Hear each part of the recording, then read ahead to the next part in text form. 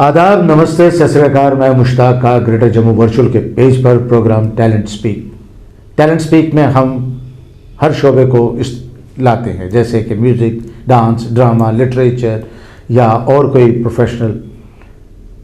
हर एक में कोई ना कोई टैलेंट होता है और ये टैलेंट उसके साथ चलता है। सिर्फ फ़र्क ये होता है कि कभी सामने आ जाता है, कभी दब के रह जाता है या कहीं कोई खरीद के निकालता है। आज हमारे साथ टैलेंट स्पीक में जो शख्सियत हैं, वो मैं उनका तारुफ किस तरीके से करवाऊँ। एक लंबा सफ़र भी है उनका, एक स्ट्रगल भी है, और उन सब स्ट्रगल्स को मद्देनज़र रखते हुए जो उनके साथ उनके पास अपना एक टैलेंट था, वो उन्होंने दबने नहीं दिया। किसी न किसी तरीके से उस टैलेंट को उजागर किया, दिखाया, और जो उनके मन के अंदर की बात थी, जो वो बात कहना चाहते थे, वो उन्होंने नाटकों के माध्यम से लोगों तक पहुंचाने की कोशिश की। कोई और नहीं, राकेश रोशन भट्ट। राकेश रोशन भट्ट साहब, आपका स्वागत है ग्रेटर जम्मू वर्चुअल के पेज पे और हमारा प्रोग्राम टैलेंट स्पीक में। बहुत बहुत धन्यवाद आपका। आपका आईटी, पढ़ाई लिखाई, नाटककार क्यों? थोड़ी सी लंबी कहानी है, थोड़ी भी कम में चलेगी। सो बेसिकली बचपन से ही मुझे ऐसा कहीं लगता था कि मैं I am good at story telling. तो बेसिकली मैं अपने आप को नाटककार नहीं कहूँगा ज़्यादा, मैं कहूँगा कि मैं एक स्टोरी टेलर हूँ। It comes naturally to me. तो मैंने नाटक एक माध्यम चुना ये स्टोरीज बोलने के लिए, और उसकी वजह ये हुई कि जब हम कश्मीर से जब हमारा विस्थापन हुआ, तो कोई ना कोई वो होता ना जिससे वो आदमी जी बिल्कुल हो जाता है। मतलब आपके पास अपनी बात कहने का जो एक्सप्रेशन ऑफ मीडियम था, वो राइटिंग थी। जैसे आपके पास अपना एक टैलेंट था स्टोरी टेलिंग वाला, जैसे आपने जिक्र किया, आपने स्टोरी टेलिंग के माध्यम में अपने मन की बात जो आपने देखी या लगी या महसूस की, वो आपने नाटक के जरिए लाई पब्लिक के साथ। मैंने एक्चुअली शुरू किया पोइट्री से। मैंने कोशिश की पहले मैं अपने जो ख्याल आते हैं वो पोइट्री में उतारूं, और लिखी भी काफ़ी, हिंदी में लिखी, इंग्लिश में पोइट्री लिखी, फिर यहाँ के लोकल न्यूज़पेपर्स में छपती थी, मैं खुश होता था। बट मुझे लगता था कहीं ना कहीं वो बात नहीं हो रही, अभी नहीं हो रहा है, वो बात नहीं हो रही, अभी कुछ दबा हुआ है अंदर। हाँ, और बहुत कुछ कहने को है।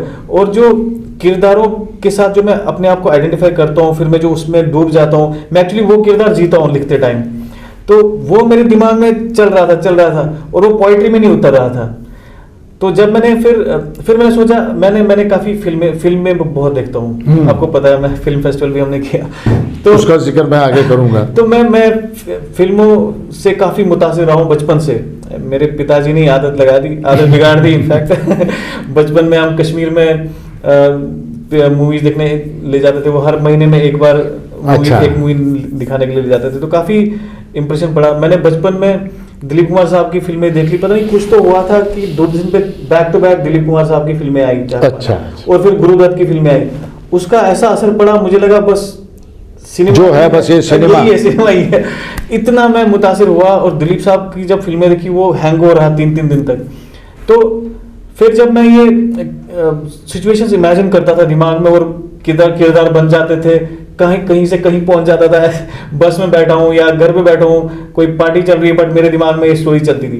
तो फिर जब ये थोड़ा बड़ा हुआ, जब हम जम्मू में थे और मैंने पोइट्री लिखने की कोशिश की, फिर मैंने सोचा कि फिल्मों की स्टोरीज लिखते हैं, तो वैसे ही दिमाग में ही बनने लगे। अभी कलम से कुछ उतारा नहीं पेपर पे, बट फिर ऐसे हुआ, काफ़ी सारे इवेंट्स हुए, और फाइनली रोहित जो मेरा ब्रदर है, उसने एक स्टेप लिया कि बोला नहीं, आप मेरे पीछे पड़ गया कि आपके पास इतनी स्टोरीज है। एक कश्मीरी प्ले की, वो प्ले नहीं था, बेसिकली एक स्टोरी थी, तो उसने बोला ये आप लिखो, और मेरे को चैलेंज किया कि नहीं, कश्मीरी में ही लिखना है। अच्छा। और मेरे पीछे हाथ धो के पड़ गया। तो इसका अगर एक्चुअली क्रेडिट जाता है, ये स्टार्ट करवाना वो उससे हुआ, और मैंने फिर अपना पहला प्ले लिखा। कौन सा?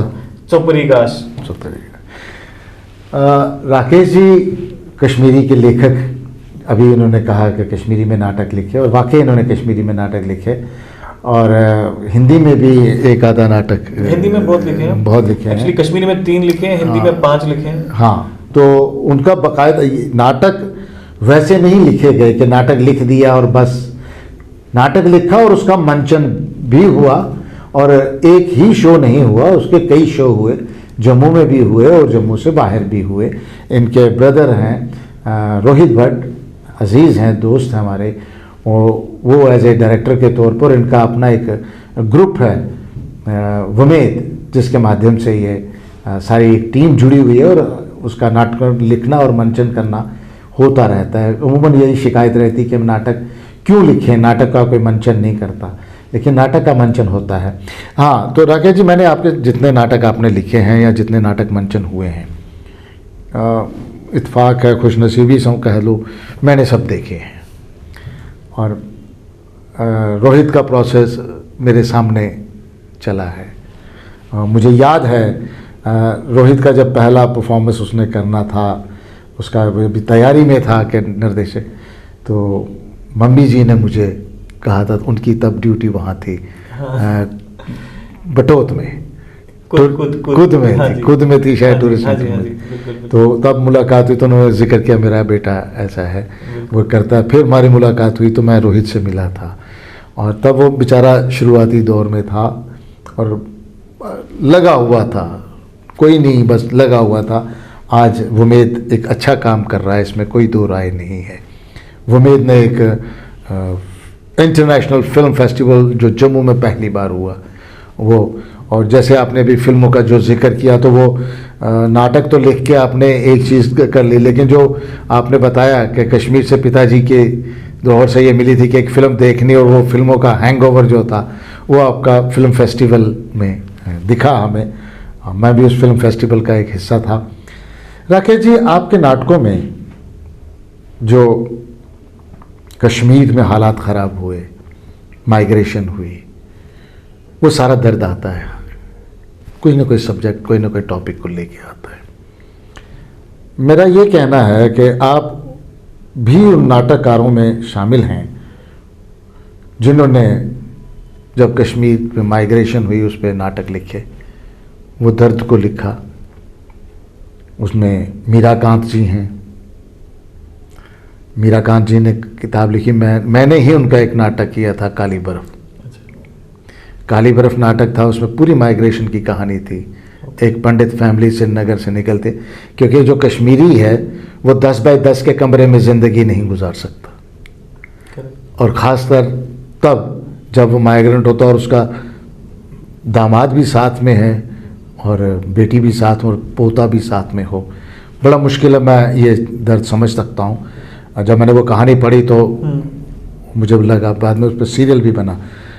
आप भी उन नाटककारों में हैं जिन्होंने कश्मीर के ऊपर नाटक लिखे, उस दर्द पे नाटक लिखे। मोतीलाल कीमो साहब हैं, अब वो नहीं रहे हैं हमारे बीच में, वो भी, उनका भी एक दर्द था जब उन्होंने नगर उदास लिखा था नाटक। वो तो कलहन की राजतरंगिणी पे था, और वो राजा अनंत देव, कलश देव और हर्ष देव वाला पीरियड था, और उसमें भी एक माइग्रेशन हुई थी। और आपका एक नाटक जो एक माइग्रेशन पे ही था, मतलब क्या उसे कहते हैं, मैं उसका नाम भूल रहा हूँ, एक और बीरबल, जो एक कहानी जो कश्मीर से जुड़ी हुई है, वो नाटक लिखने के लिए आप कहाँ से प्रभावित हुए? एक और बीरबल, एक्चुअली मैं कन्फेस करूंगा आपसे मेरी इग्नोरेंस कि जब मैंने पहला नाटक लिखा चौपरी गाश, फिर मैंने एक्चुअली कैसा होता है कि जब मैं एक नाटक ख़त्म करने की कगार पे पहुंचता हूँ तो दूसरी स्टोरी स्टार्ट हो जाती है। दूसरा अभी क्या लिखूं, तो चौपरी गाश खत्म हुई, होते ही मैंने अतीत के साक्षी लिखा, वो भी कश्मीर के ऊपर था, आपको पता होगा। उसके वो लिखते लिखते मैं रिसर्च करने लगा कश्मीर की, मैं इंटरेस्टेड हो गया, क्योंकि मैंने अदिति साक्षी के लिए भी काफ़ी सारा रिसर्च किया था स्टैटिस्टिक्स को लेके कि कितने मंदिर टूटे, कितनी जगह नुकसान हुआ। ये करते करते एक दिन मैं रिसर्च करते करते बाय चांस मैंने पंडित बीरबल दर की हिस्ट्री कहीं पे देखी, बहुत शॉर्ट में लिखी थी।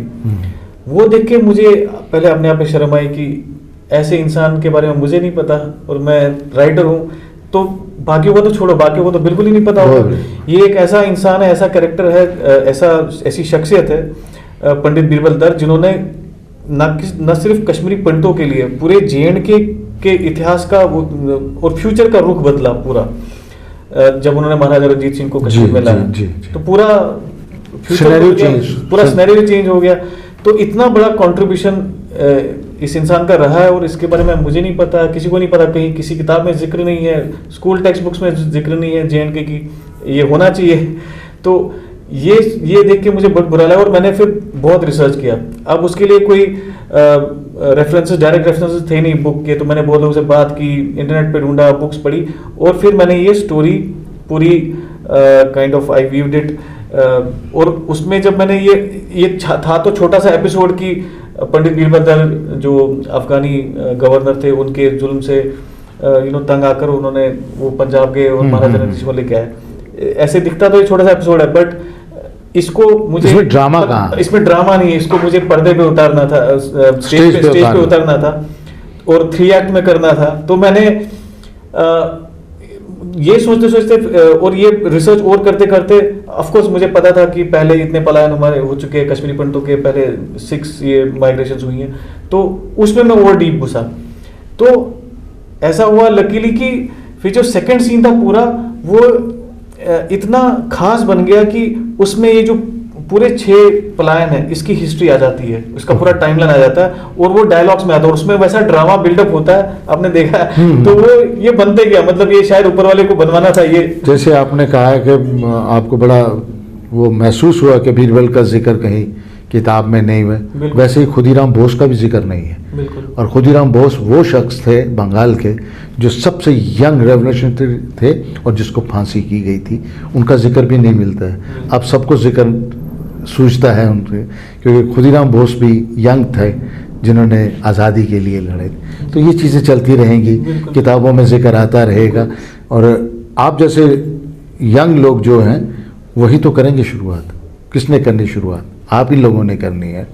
और बीरबल एक अच्छा नाटक जिसे कहा कि हम, क्योंकि वो एक हिस्ट्री थी पलायन को लेके, जनरल आबुद्दीन बादशाह के टाइम पे भी हुई है ना, ये चल रहा है। लेकिन सबसे बड़ी बात आपके नाटकों में जो देखने को मिलती है वो यही मिलती है कि आपकी एक कमिटमेंट है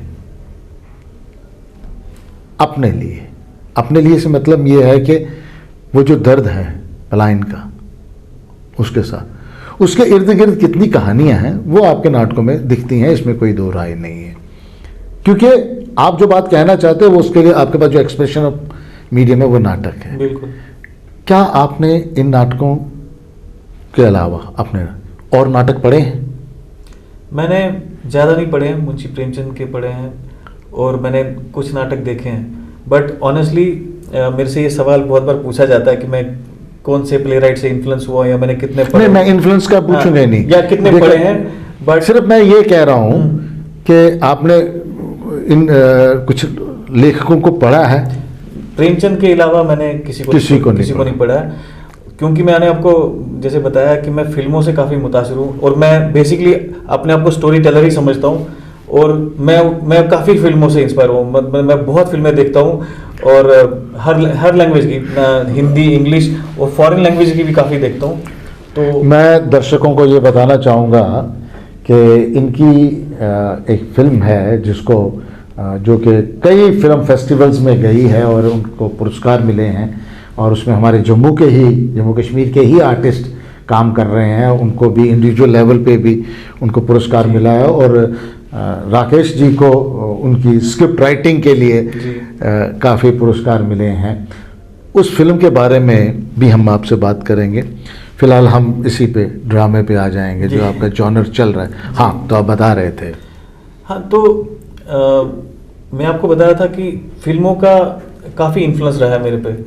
और जब मैं अब स्टेज के लिए स्टोरी सोचता हूँ, बेसिकली मैं तो स्टोरी सोच रहा हूँ और मैं अपना कैनवस में देखता हूँ 17 mm का स्टेज, बट मैं स्टेज पे जब ये स्टोरी उतारता हूँ तो मैं देखता हूँ स्टेज मेरा कैनवस है, इस पे ये स्टोरी उतार दी है, तो फिर कैरेक्टर्स, सिचुएशन, ड्रामा वो खुद ही बनते जाता है। तो टेक्निकली अगर आप पूछोगे मुझे, मतलब इट्स लाइक अगर कोई बैट्समैन होता है वो नेचुरली अच्छा खेलता है, उसने जी। सिक्स कैसे मारा वो पता नहीं, मुझे पता नहीं, कवर रह गया कि पर लग गया six। पर लग गया सिक्स। Good। तो मेरी राइटिंग ऐसी है। बहुत बड़ी बात है कि आप उन चीज़ों को मान रहे हैं। बट मेरा ये है कि इसका कोई मतलब जो एस्पायरिंग राइटर्स है या कोई अगर चाहता है प्ले राइट बनना, वो इसका गलत मतलब ना निकाल ले कि पढ़ना जरूरी नहीं है, पढ़ना बहुत जरूरी है। बट मेरे केस में ऐसा है कि मैं ये कहूंगा कि भगवान की कृपा है कि मेरे में ये थोड़ा सा टैलेंट है। देखिए, अगर आप पढ़ते नहीं तो आपको बीरबल नहीं मिलता। एग्जैक्टली तो मैं पढ़ता हूँ। और मेरा दूसरा जो है ना इंपॉर्टेंट चीज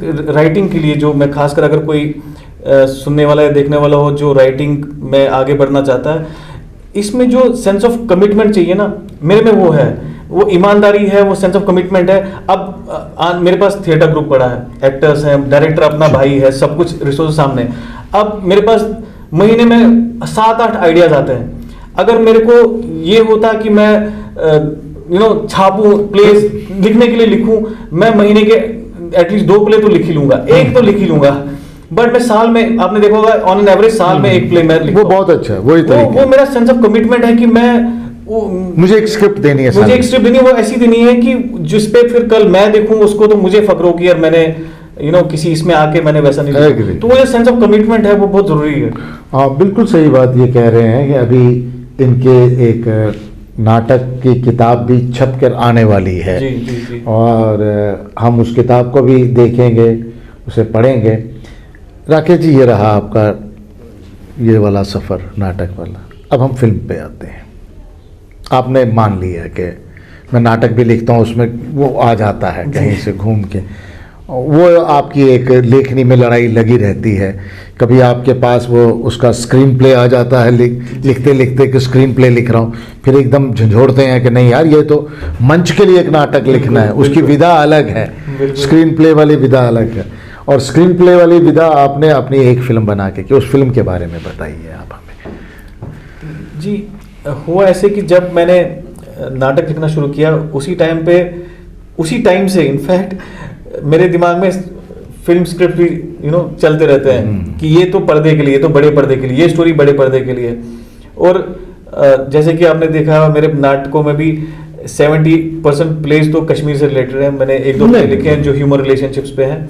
वैसे ही मैक्सिमम स्टोरी जो मेरे दिमाग में है वो कश्मीर को लेके ही है। नहीं, वो मैंने शुरू में अर्ज किया ना कि आपकी एक कमिटमेंट है करेक्ट अपने लेवल पे, और होनी चाहिए, इसमें कोई दो राय नहीं है। क्योंकि जब आपकी अपनी कमिटमेंट नहीं होगी ना, आप कुछ नहीं कर पाएंगे। कहीं तो आपने बात कहनी, बिल्कुल कोई बात, एक कोई कहते हैं कि ये शराब पीना गलत बात है, उसका वो अपने तरीके से कह रहे हैं, लेकिन आपका जो, और ये हर कलाकार को हक है अपनी बात कहने का। इसमें जब माइग्रेशन वगैरह ये हुई है तो इसमें नाटक हुए दिल्ली में। M.K. रैना जी ने भाड़ दोहरी नाटक किया था। बंसी कौल जी और अब हमारे बीच में वो नहीं रहे, उन्होंने रिसेंटली अग्निशेखर जी की पोइट्री को लेके भारत हिंदू नाट्य अकेडमी में नाटक किया। मैंने दिल्ली में रह के काली बर्फ नाटक किया था उसी दौरान। और वो मेरी एक कमिटमेंट थी, बिल्कुल अपने मिट्टी के साथ, अपने जम्मू कश्मीर की मिट्टी के साथ, कि यार हम जो लोग हैं वहाँ पे, जो कश्मीरी लोग हैं, हम एक अलग सा हमारा कल्चर है यार। जी। आपने कभी नोट किया होगा, कश्मीरी पुराने घर अगर देखेंगे ना तो टॉयलेट मकान के अंदर नहीं होता है कश्मीरी के घर में, बिल्कुल टॉयलेट हमेशा घर से बाहर होता है। मैंने ये देखा है कश्मीर में, टॉयलेट घर से बाहर होता है और वहीं से कश्ती आती है और वो जो सफाई वाला होता है वो वहीं से लेके चला जाता है।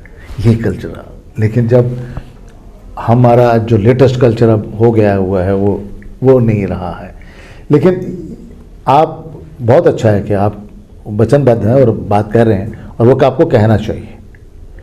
इसलिए मैंने कहा कि आप उन नाटककारों की लिस्ट में हैं जिन्होंने अपनी मिट्टी के लिए लिखा। बहुत ज़रूरी है। मुझे एक्चुअली ऐसा लगा कि मैंने ये सब फर्स्ट हैंड देखा है जी, वो एक बहुत बड़ा फैक्टर है।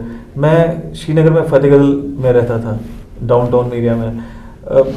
मैं कुछ 10-11 साल का था जब हम निकले वहाँ से।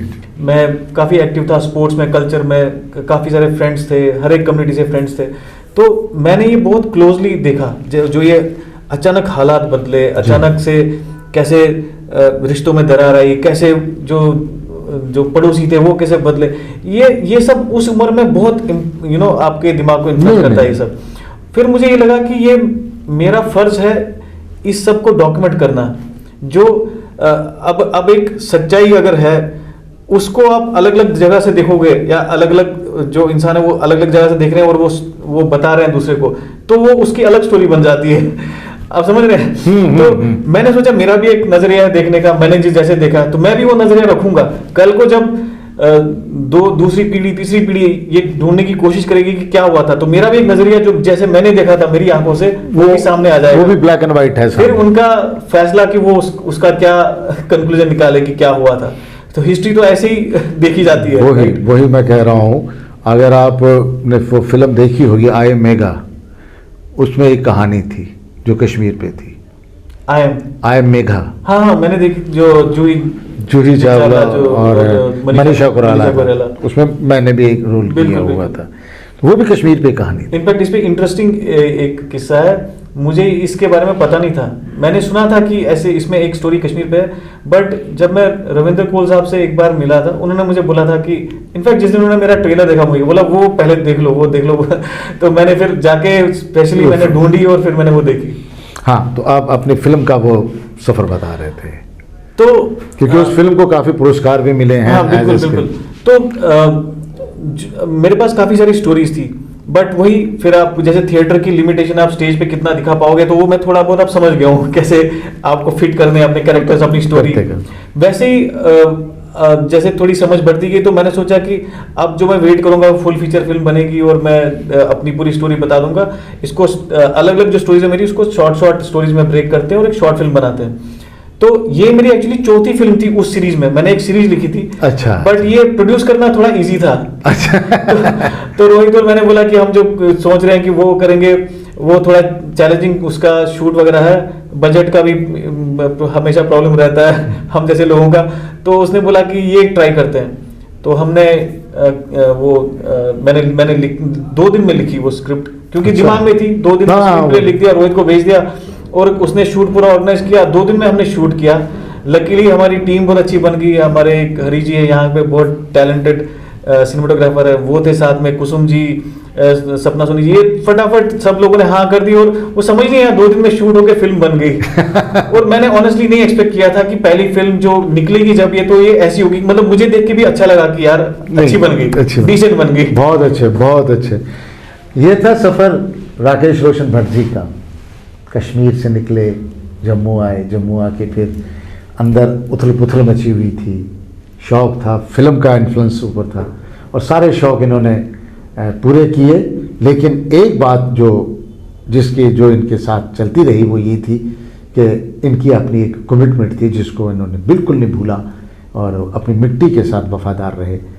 मैं फिर एक बार ग्रेटर जम्मू वर्चुअल की तरफ से आपका शुक्रिया अदा करता हूँ कि आप हमारे इस टैलेंट स्पीक प्रोग्राम में आए और अपना टाइम दिया। तो इसके साथ ही मेरी आप लोगों से गुजारिश है कि मेहरबानी करके ग्रेटर जम्मू वर्चुअल का यूट्यूब, इंस्टाग्राम, ट्विटर और फेसबुक पेज लाइक कीजिए, वॉच कीजिए, सब्सक्राइब कीजिए और अपना कमेंट ज़रूर दीजिए। इसके साथ ही इजाज़त चाहता हूँ। जय हिंद।